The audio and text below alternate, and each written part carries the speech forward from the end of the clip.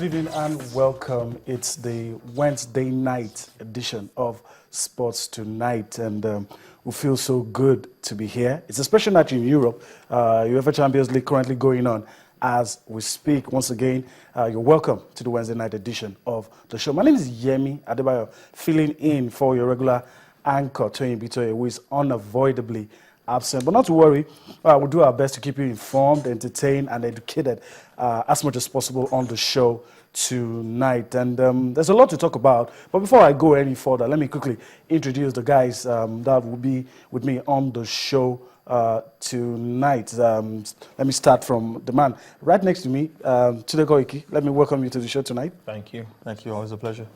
And of course, Dunadi Okonta. It's always a pleasure having you around. Yeah, good evening. It's my pleasure. All right. Well, like we always say, it's we want you to be heavily involved in everything we do, and that's why what's going to come up on your screen will come up. We want you to be part of what we're doing, your suggestions, your comments, and all of the whatnots. We want you to get your thoughts across to us via feedback, Facebook, and that's in your screen. You can do that on Facebook and on Twitter. The official channels handle on Twitter is at channels_sports. And of course, my handle also. And of course, on Facebook, it's channels-sports. That's how you can be a part of everything we're doing here tonight. And of course, also, you know that you can connect to channels anywhere you are in the world. You can view us live. And of course, coming up on your screen is how you can do that. You can view us on YouTube. It's www.channelstv.com on YouTube. And of course, if you want to view us on iPad, iPhone, and BlackBerry, you can do that. It's m.channelstv.com. So you don't miss out. Also on Android and any Windows platform. So you don't miss out on anything we're doing here on Channels Television. Okay, guys, let me quickly have your thoughts. Let me start with Tunde Koiki.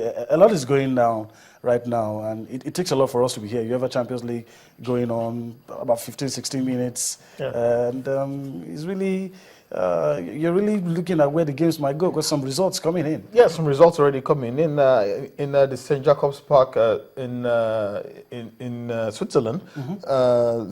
What's it called again? FC Basel already leading FC Porto by a lone goal. Delis Gonzalez scored in the 11th minute, and it's still goalless in Veltins Arena between Real Madrid and FC Schalke 04. The top three of Real Madrid are starting: Gareth Bale, Cristiano Ronaldo, and Karim Benzema all starting. Cristiano Ronaldo hasn't scored a goal in 3 games. That is a huge surprise for a lot of people as far as they're concerned. So, but everyone expects this to go according to form. Remember last season, at this same stage, these two teams met. Schalke were utterly humiliated by Real Madrid. So they have plenty to prove. They think they've learned a lot from that last meeting, they're hoping that they won't go out as tamely as they did last time around. So it's still interesting so far. 20 minutes already played in both centers. Like I said, it is FC Basel leading FC Porto by a lone goal, and it's still goalless at the Veltins Arena and Gelsenkirchen. All right, we'll get back to all that. Nodi, let me also get your thoughts. Guinea halted Nigeria's movement in the under-17. Some of us are beginning to take other countries for granted at the under-17 level, but some reality check for us today. A 1-1 draw. Well, I think it's just a bad result. It's just football at this level, and you are playing against fellow West African. You expect a huge challenge, the competitive atmosphere.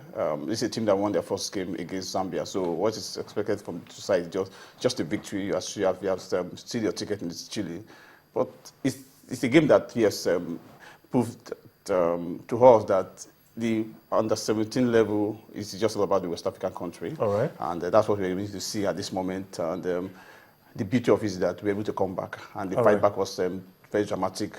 We just have 5 minutes to the end. We have to drag the 3 minutes to the end. Yes. Okay. All right. So let's go on a break, catch our breath. When we come back, we'll start off from where we're leaving it now. That's talking about the CAF Under-17 Championship. Join us again. Welcome back. Let's take it from where we left it while we went on that break. Let's take a look at the results. CAF under 17 championship. We already told you Nigeria's result, but a game currently going on as we speak.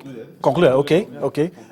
Can you fill us in on that? It's no longer news. Nigeria played a draw, and we were monitoring the second game involving Zambia and Niger. And that means Niger effectively the heart of the tournament. Okay. Zambia winning 2-1. The first Zambia going ahead in the first half 2-0, but the Nigerians pulled one back, but wasn't enough to keep them in the competition. So they are effectively out of the competition. It means that the last game is going to be very crucial. Nigeria taking on Zambia in the last game. Why Guinea of the three teams can still qualify? I think it's a winner-take-all situation. We have to win that game or draw just to remain safe. But I think this group is looking very open for three teams. But the other one is out. So, but I think for the Guineans, they just they have an easier route. Yeah, going by the fact that the Nigerians are out. But this is the under 17 championship, and you can't write off any team. All right, Tunde, your impression? Saw the first game and this one. Read the match report, and I don't know. Yeah, well, the Guineans actually went ahead in the first half through a penalty, and Nigeria also equalized 3 minutes at the end of the match through a penalty by Captain Nwakali as well. It was a very tightly contested game from everything that we heard. The Guinean goalkeeper made some fantastic saves. The Guinean number 10 was probably the best player on the pitch as well.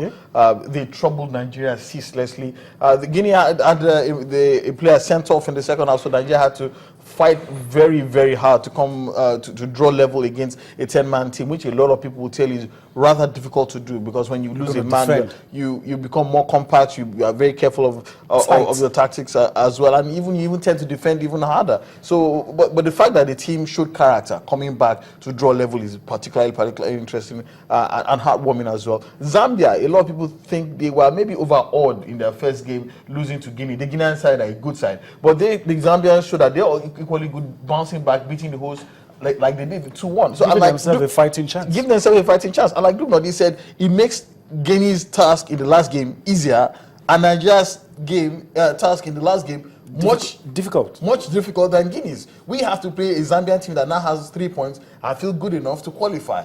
Guinea are playing a team that is already down and out, but might want to play for pride, but not for points. Playing for points is more, how do I put it? It's the stakes are higher when you play for points than when you play for pride. So it's much easier for the Guineans. Meanwhile, it's harder for Nigeria against a Zambian team who feel they are good enough to go through. I still think that these Golden Eaglets are good enough to get to the quarterfinals. The ticket? The semi-final and pick a ticket to the World Cup. They've stated very clearly from the start that this is their major objective, to qualify for the World Cup. Anything after that bonus is a bonus. Well, if they win the title, fine. Nigeria has done it before.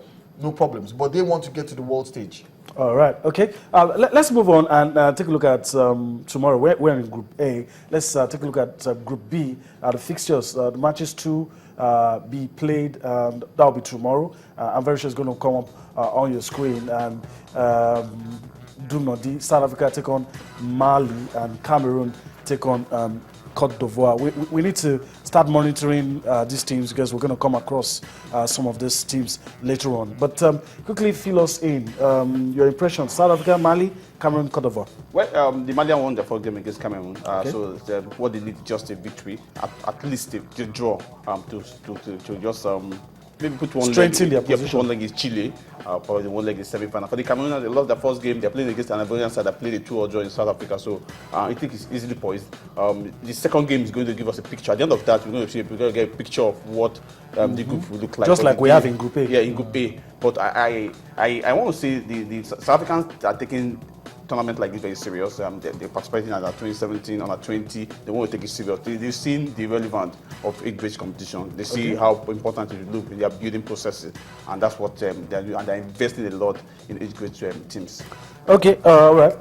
Let's move on and still talking age grade teams. Do not let's move over. Should I call them their seniors now? I don't know if that's acceptable. Definitely they are seniors. Yeah. But let's talk about the under 20. One of the games they're playing as they continue to prepare for their own version of the African Championship. Let's talk about the under 20s now. 20. Actually, Against Ghana. the second one played today. They defeated the Ghanaian under 20 team 2-0, and that was A slight mistake there. It's actually Nigeria, Nigeria not under Nigeria. 20 team, Yeah. not Nigeria. Nigeria under 20 team defeated the Ghanaians. The Ghanaian under 20 team. The first goal was scored by the captain of the side. The second goal scored by Ifeanyi Matu. So I think this is a way of preparing this team. It's a way of trying to build this team, trying to give them that understanding that once you are coming up against a West African team, this is how you play. And the Ghanaian team looked like a very good test for our boys. And that's the way They the passed NFF, the we must test, give them that that credit. result. The way the NFF has been preparing this under 20s, the youth team, I think that's the best way to go. And let's see what these guys will bring to the table when the tournament kicks off in Senegal. Yeah, and this under 20 team is actually coached by Silas Tete, the same coach who won them the World Youth Championship in 2009 in Egypt. So he has plenty of experience in this team. He's also assisted by former Ghana international striker Yor Preko. So plenty of experience being passed to this Ghanaian team. And I keep maintaining that as far as Africa is concerned, West Africa is the bastion, is the home of African football. I mean, look at the under 17 championship. The best teams there so far are the teams from West